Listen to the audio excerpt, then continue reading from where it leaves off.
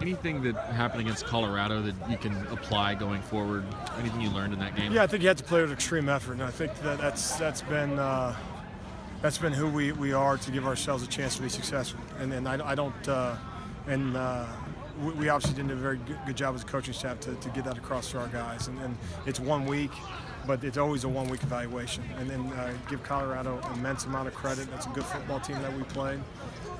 They had a major say in obviously what took place. But it's hard to make plays when you don't identify your purpose on each and every snap of a football game. And your purpose is to play at maximum effort on every single snap. And that's our only chance to be successful with our group.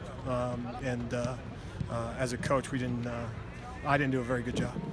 Just in the time you've been around the players since then, you get the impression that having that loss, the first in a very long time, sort of taught them that lesson, shocked it into them a bit?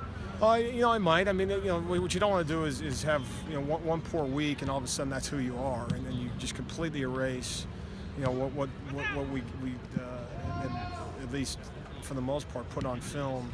The bulk of the 8 weeks prior to, but the flip side is you don't get redos, and there's the my bads and I should have done better type of stuff doesn't win you football games, and you're this late November, and you miss an opportunity, and part of it, again, I think Colorado's a good football team, but part of that stemmed from us not playing with the same drive, purpose, effort, speed to the football that we've grown accustomed to and that we expect and that we demand from our players. And if we don't get that this week, we're going to have some major issues. Do you think 100 plays had anything to do with that? Well, part of it is we created those 100 plays. If you want to have a tough day defensively, don't get off the field. But it's hard to get off the field when you're not, tackling with the same, physicality and letting ball carriers fall forward and making one-on-one tackles as opposed to gang tackles.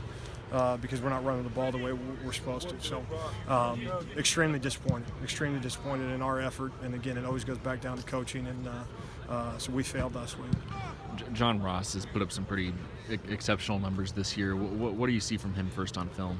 Well, just tremendous speed, and their entire offense has playmakers at every position, and so it's impossible to say let's find this number and try to take him away, whoever he is. And certainly when you're talking about Ross, you're talking about a guy in the perimeter that can run by you, he can make you miss, he makes the tough catches, and he's a major piece of the puzzle. But when a guy like that is just one of those pieces, it's tough to defend a very good football team, and you got a quarterback in Browning that can make every throw, both downfield and in scramble mode as well.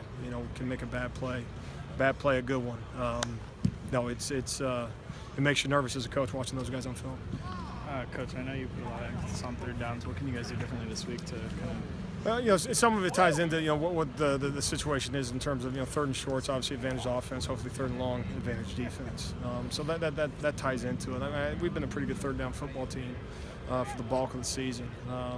But if you're not doing the right things from an overall effort standpoint on first and second down, you're not going to all of a sudden flip a switch and be those guys, those ball hawking, pin your ear back guys up front, and then same thing on the back end in terms of coverage. And so that was I guess just a piece of the puzzle, and one of those things that is a byproduct. Again, I go back to I don't think we played. We didn't have enough respect for the game of football this past week in terms of what it takes to be successful. So much of what you hear about Browning is related to the film work he puts in, to the preparation he does. Is there anything you guys as a defense can do to sort of mitigate that or turn that back on him?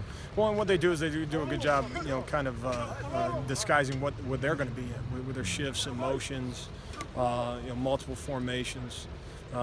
So it's difficult to say, we're going to look this specific way to put him in a position of confusion, because we got to make sure we're not in a position of confusion. So that is part of what they do well, and they've been doing it a long time in their scheme. And when they have a quarterback that you can't rattle, that makes that thing go exactly how you're seeing it going this year. So just an extreme challenge.